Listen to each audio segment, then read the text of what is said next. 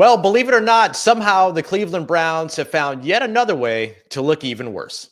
The barbershop is open and Tony Wiggins has a chair for you. He's ready with some real NFL talk.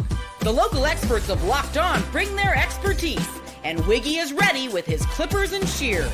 Sit down and enjoy. The new Locked On NFL starts now. Locked On Podcast Network. Your team every day. What's going on, football fans, and welcome in to a Friday edition of the Locked On NFL podcast. I am Ross Jackson, subbing in today for the barber, Tony Wiggins, and we are joined, as always, by Matt Williamson. Matt, I don't know how much you trust me with clippers and shears here with my bald chrome dome, but, I'll get you taken care of. I promise. We'll get you out of here. Clean. That'll work. I'm not picky. We appreciate you very much being here with us on today's episode of Locked On NFL. We break down all the biggest stories around the National Football League with the help of your local experts that know your favorite teams better than anybody else. We're going to take a look at some huge AFC West departures headlined by Joey Bosa, what it means for the Chargers and where Joey Bosa could potentially end up. Take a look at Zack Baun, the linebacker from the Philadelphia Eagles, easily being one of the best stories of 2024. And we're going to kick everything off with the Cleveland Browns, who just continue to make themselves look worse and worse every offseason. One way or another. We appreciate you very much making us your first listen and for being an everydayer here on the show, which is a proud part of Locked On Podcast Network, your team every day. Today's episode brought to you by our friends over at FanDuel. Head over to FanDuel.com today for your chance at $150 in bonus bets. It's FanDuel.com. Matt, if I had to think of one word for the Cleveland Browns, my one word would probably be abysmal, maybe is the word that kind of comes to mind. Is there any particular word that comes to you that's family friendly and can be said on the show? Yeah, no doubt. I'm disillusional. Disillusional. I think they are the most disillusional franchise in the league. And I'll be honest, I think your Saints are nipping on their heels a little bit. Yeah, they're getting there. Sometimes, like when Myles Garrett asked for a trade, I thought, wow, he's actually doing the Browns a favor. Maybe they'll say, yes, we're going to trade you. And for the first time in let me talk about their draft capital. They have the best draft capital in the league right now. I mean, if you weight the picks, they're number one in terms of draft capital.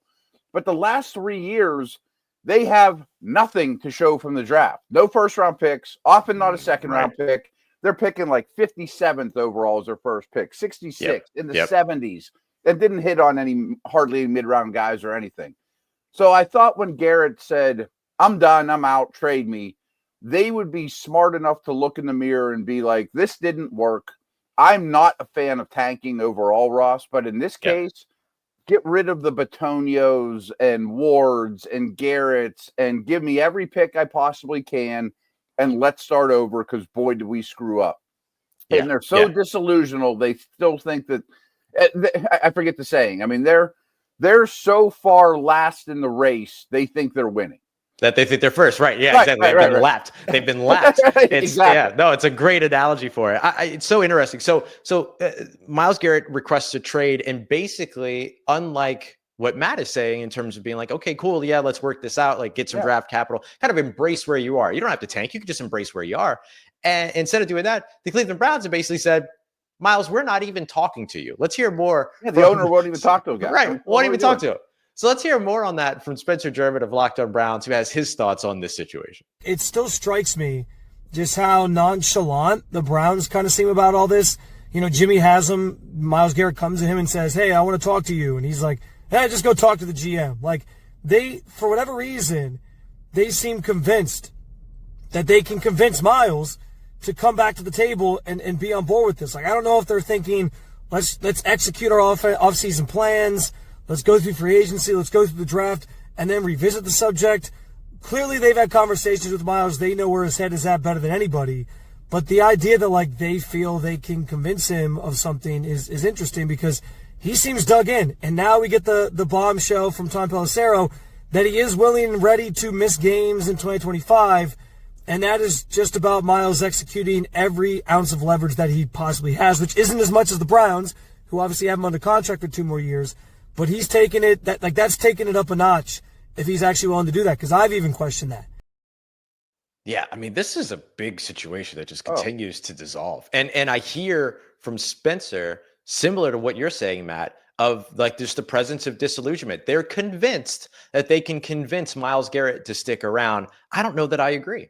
Oh, I think he's set in his ways. I think he's really Yeah. smart. He knows exactly what. And he basically said, "I'm not playing for the Browns again." I don't think he's playing for the Browns again. I mean, I think he is a very convicted young man that realizes this isn't going to be enough. And okay, you brought back Joel Bitonio. That's not enough for me to think we're all of a sudden going to win the Super Bowl this year. Right. And my big takeaway just from this latest news is, first off, Wig and I talk about this a lot, that yes, there's 32 teams and they all make a ton of money, but every one of these are individual corporations that are run differently by the CEO/owner. They all have their own feel.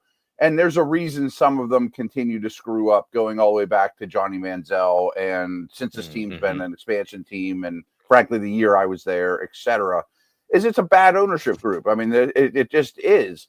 If your star player, you're one of the best players in the league, one of the best players in franchise history, if not number one, wants to meet with the owner, you say, "Great, Myles, that sounds wonderful. If you're not in town, I'll send my private jet to your front lawn and bring you there, or a helicopter." What kind of snacks do you want on the plane? You know, right? Or if you're both in Cleveland, come to my living room, and my wife and kids are going to bake cookies, and we're going to sit down and have a talk, and we're going to have the best scotch I have, or whatever.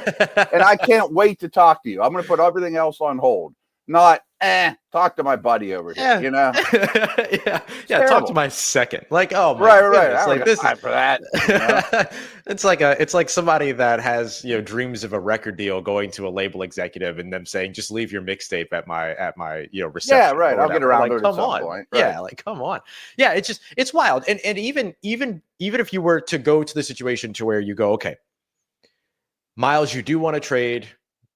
Go ahead, go and find a space, you know, go and find places where, you know, they would be able to trade for you what you would get, like come and there's a million people in the league right now brokering their own trades. I mean, that's 100%. The new thing. Right. Go do that at least. And then this is the Matthew Stafford approach, right? Go out there, see what you get, bring that number back to us. We'll let you know if we want to do it.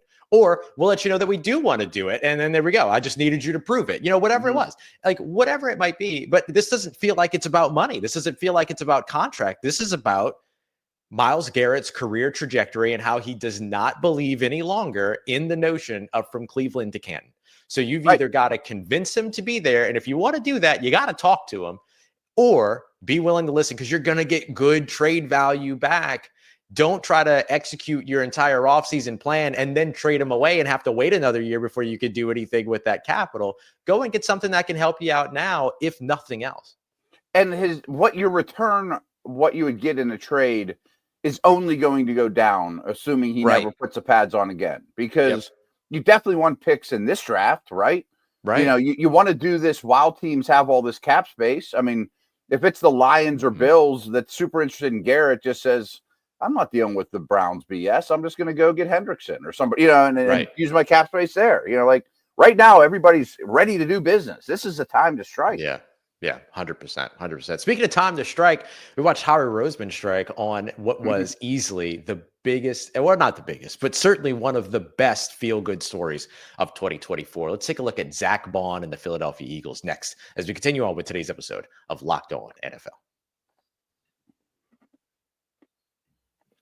And today's episode of Locked On NFL brought to you by our friends over at FanDuel, where you can make every moment more. We love our friends over at FanDuel. Live betting, player props, point spreads, money lines, same game parlays, whatever it is that you're looking for, they got you covered over at FanDuel. One of my favorite things is the live betting because sometimes I won't necessarily make it before tip off of an NBA game or something like that. I didn't get my money line in. I didn't get my point spread in, something like that. But I want to bet on a big fourth quarter comeback. I can do that while the game is going on. I absolutely love FanDuel and the live betting pieces, as well as some of the same game parlays, all the other stuff you can do. So you can find all that over at FanDuel today. And if you're a new customer, you're into a really good opportunity here because you can get $150 in bonus bets by simply winning your first $5 bet. That's over at FanDuel.com. FanDuel.com for your chance at $150 in bonus bets. Put $5 down tonight on the Cleveland Cavaliers, who are one of the hottest teams in the NBA, 16-point favorites up against the Charlotte Hornets. Doesn't get any easier than that. If you win that first $5 bet, you get $150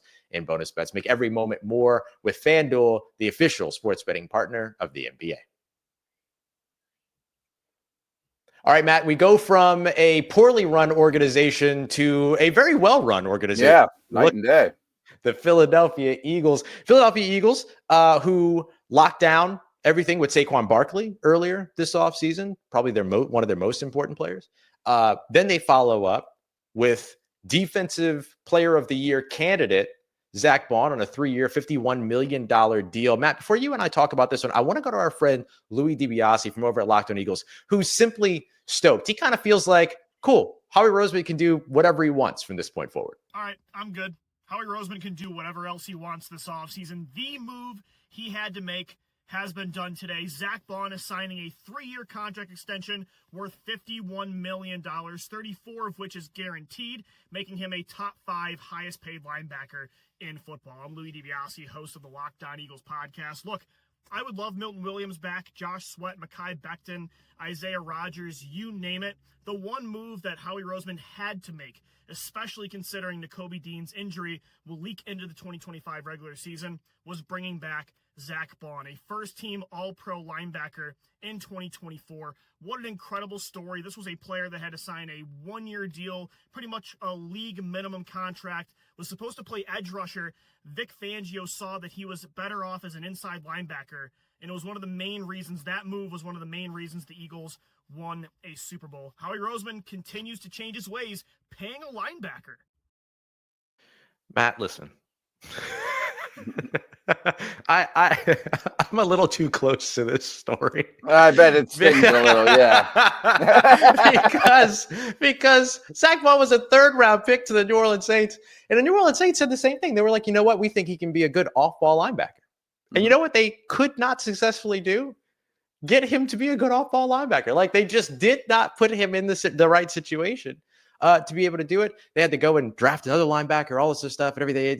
It never panned out. He became effectively a core special teamer, Matt, in New Orleans. And then 1 year removed, he ends up with the Philadelphia Eagles, and he's a first-team All-Pro. He's a Defensive Player of the Year finalist. Yep. He's a Super Bowl winner, and now he's one of the highest-paid linebackers in the NFL right now.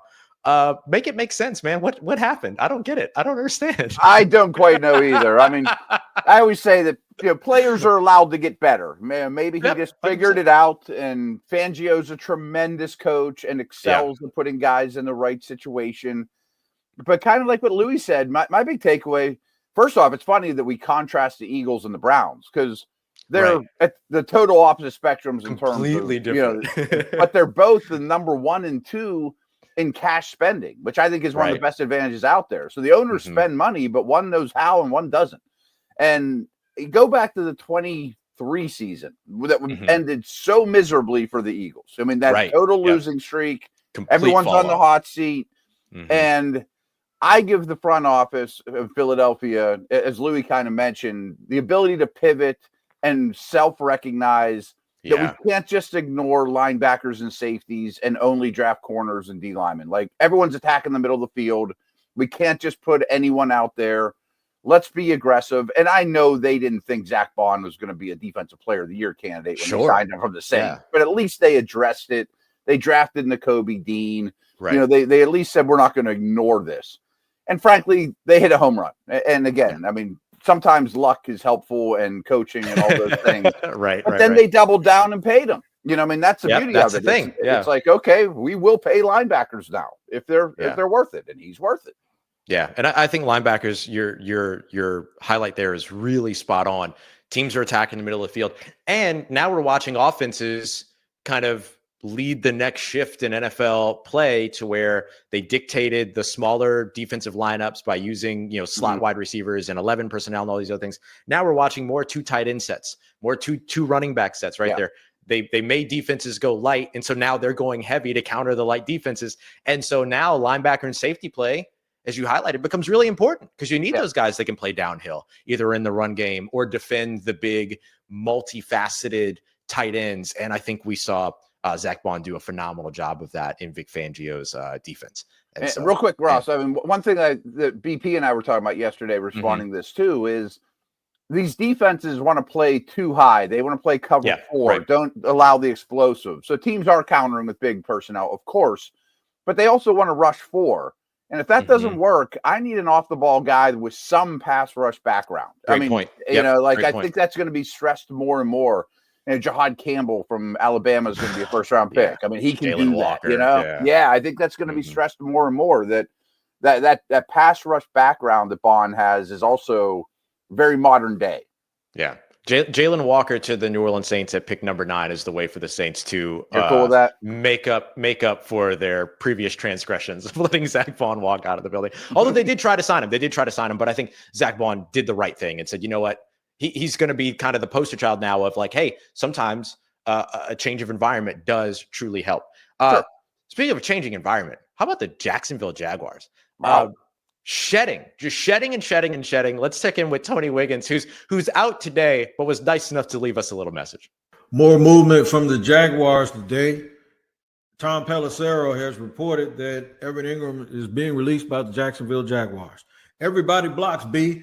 I took that from the movie Paid in Full, but he didn't say block. He said eats, but I said blocks because I've been looking through tape of the Bucks and tape back of the Rams. Let me explain something to you. Evan Ingram's weakness is blocking. He just did not fit, especially at that number.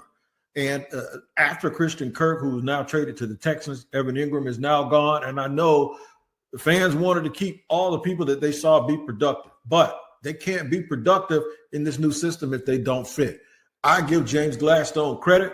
I understand that fans are like, oh my God, what are we doing? I'll tell you what they're doing. This is not the season to make things work. This is the season to go out and shop for the things that you need. And that's what the Jaguars are doing. Make sure you check me out on Locked On Jaguars each and every day, where it's your team every day. We thank you. I love a good Paid in Full reference. Mekhi Phifer needs more credit in the culture. Here's what I like about these moves, Matt, is sometimes you shed talent, not because you're trying to make up salary cap space, not because something's not working, but because team building requires you to bring players in that fit your system. The Jacksonville Jaguars system is changing with the hire of Liam Cohen as as their head coach. He comes in and he brings a new offensive system with him. Sometimes team building isn't about what didn't work. It's about what won't work moving forward. And I like that the Jacksonville Jaguars are being proactive here. I love what Wig had to say. Great points. Hope he's doing well. He's a man. And I definitely think that the Bucks, the Liam Cohen, really want to be physical. They want to run the football. Yeah. They want big bodies. They want to bully you. And that's not Evan Ingram, as Wig mentioned. And that's great. Yeah. And I'm all for it in this instance. However, when you go to big picture and franchises as a whole, I always say the Jags rent players. They go out in free agency, they overspend, they give them a 4-year deal, and after year 2, they cut them, and it doesn't work out. And so they opened up all this cap space, hopefully not to do that again. Like, are they going to give Chris Godwin way too much money and then cut him in a year? Right. Like, I've seen this show for 20 years. Yeah, it's something Tony talks about a lot, too, is that, like, there's not homegrown Jacksonville talent. And they always pick in the top 5. Right. So every time Ramsey and right. Yeah, exactly. And so maybe this is the changing of the tide that poor Tony and poor Jacksonville Jaguars fans have been waiting for so long, which is, all right, they're stockpiling resources. Now maybe they invest those resources and actually home grow some talent. We'll see where they go there. But I think hopefully. Then that's the piece here. I think these are smart moves now, but we can't look at them in a vacuum, right? We got to come back to this after the offseason's over, really 2 years from now, and see, they did that, and then they did this, and that worked out, as opposed to, they did that, then they went and signed Chris Godwin to a 4-year deal that he saw 2 years of before he was moved again. And did the same thing and overhaul. I mean, it's just I know it's a new coach and it's a new GM, and it wasn't their mistakes, but we've seen a lot of coaches and GMs make this exact same mistake in Jacksonville. And to your point, they always pick in the top 5. Where's the homegrown great talent, lifer Jags? Right. Right. Yeah. Well, the hope is that Trevor Lawrence will be that guy, but we'll see. Yeah. Coming up next, let's take a look at the AFC West. Some more big departures and a sizable one for the Los Angeles Chargers, who might have an entirely new edge rusher group coming in 2025. Let's break that down as we continue on with today's episode of Locked On NFL, part of Locked On Podcast Network, your team every day.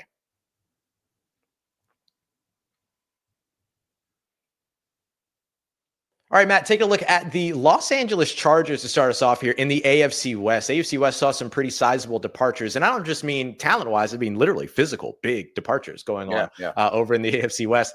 Maybe a new tandem of pass rushers on the way for the Los Angeles Chargers. Questions around whether or not Khalil Mack will be back. But one that we know won't be back is Joey Bosa. The Los Angeles Chargers even tweeting out themselves that they've released Joey Bosa, letting everybody know. Let's go to our good friend David Drogmeyer here before we break this down to see what he's got to say from the Chargers perspective. The Chargers have released star defensive end Joey Bosa. This is David Drogmeyer of the Locked On Chargers podcast, and the second all-time leader in sacks for the Chargers, Joey Bosa, has been released.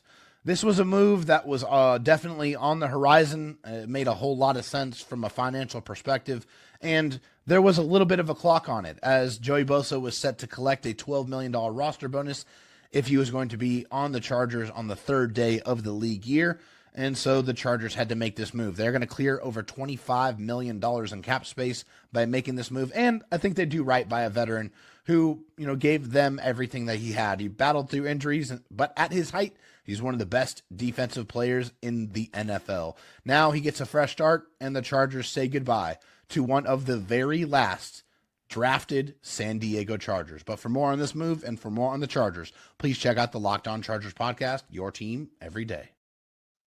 So this one feels like, how would you compare this move to the disillusionment that we were talking about with the Cleveland Browns? Is this more of the Chargers saying like, yeah, we kind of know where we are. We don't need to invest in this like veteran defensive end, or is this somewhere in between? No, I think this is very smart. This is part of the plan. I mean, just a little over a year ago, they hire Harbaugh and have a awful cap situation. And they basically have to decide at that point just to get cap compliant, which is exactly a year ago. Do we move on from Keenan Allen and Mike Williams, or do we move on from Mack and Bosa, or do we pick one of the two? All right, we're going to get rid of the receivers. We're going to play some defense. Edge rushers are harder to find. And to Harbaugh and Herbert's credit, they make the playoffs despite having a lot of roster holes, because they could do nothing in free agency last year. They signed a blocking tight end. That's the only thing they did in free agency last year. This year, I think only the Patriots have more cap space, and that was before the Bosa move. Yep. So they knew this was coming. I mean, he's way too much of a cap hit. This was in the plans a year ago. Yeah. Maybe they do bring back Mack. I always mispronounce his last name, but Tui Tuipulotu, the other edge rusher, is a good player. I mean, he's a starter that's been blocked for a while. So they know this is coming. And now this is when Harbaugh can really put his stamp on the team with free agency and get his guy. Yeah. Bosa's just not a good investment right now. Yeah, I love that. $90.7 million available now, Matt, after that move. That's a really great space to be. And I think it's a good illustration of the the process of hiring a head coach is not always about a 1-year turnaround. Sometimes more often than not, it's about a process, right? 2, 3, 4, 5 years.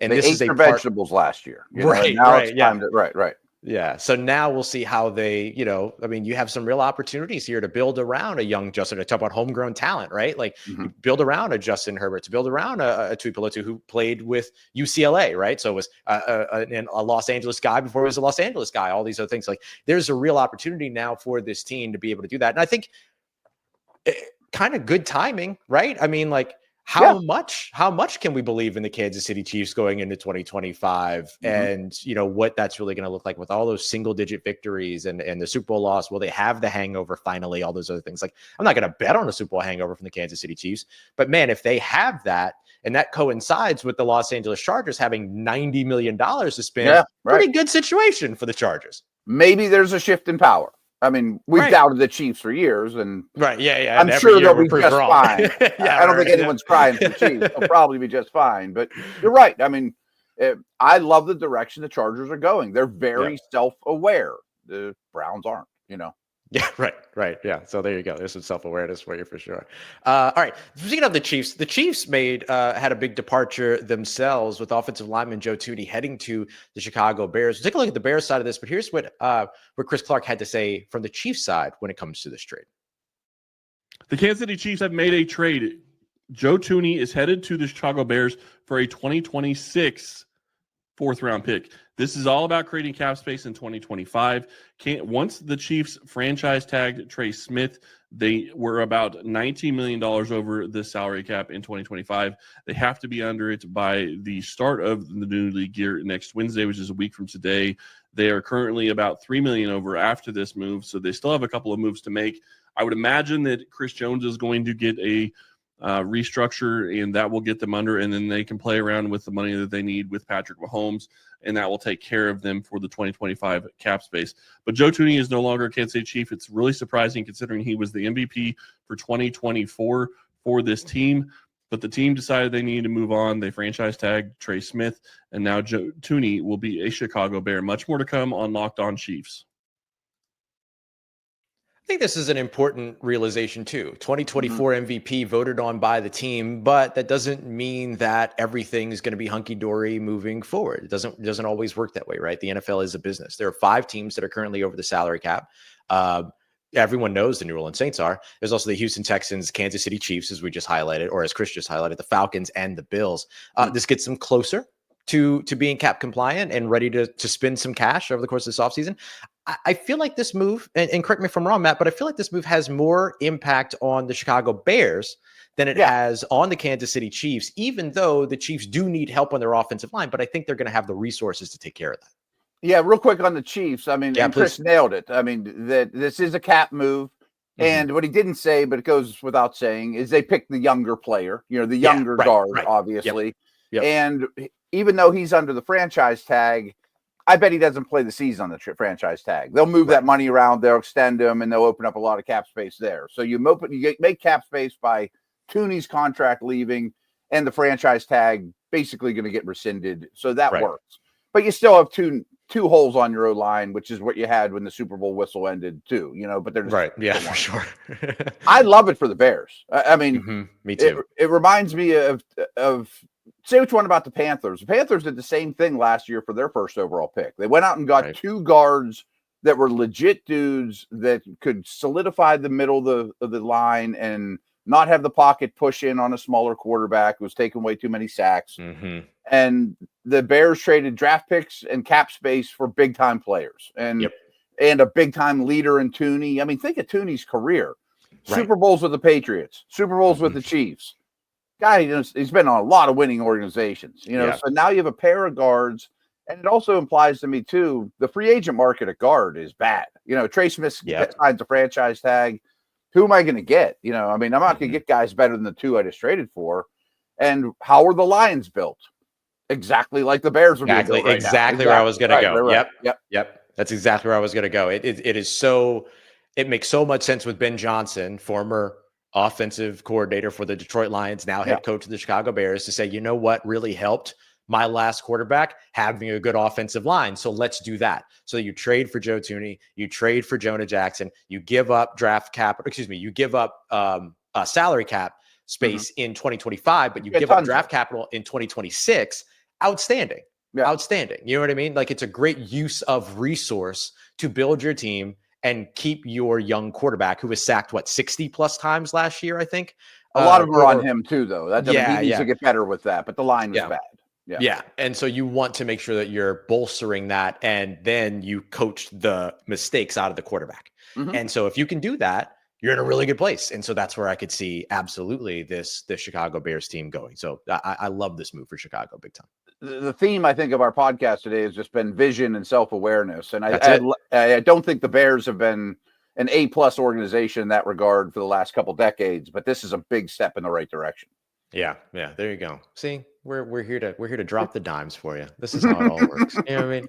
I love it. Matt, thank you so much. This was a ton of fun. If you want more from Matt, make sure you go and check him out over at the Peacock and Williamson NFL show as well, and on your favorite social media at Williamson NFL. We'll be back with you on Monday with more episodes. Tyler and myself, I'll be filling in for Tony here for about a week. And so we'll get you all caught up on everything you need to know around the NFL, which should be, Matt, a big weekend with the negotiating period on the way. Teams got to clear that salary cap space. They want to get to work. So we'll have all that for you here next week. We appreciate you very much for making us a part of your day, part of your routine, and checking us out here on the Locked On NFL podcast, part of Locked On Podcast Network, your team every day.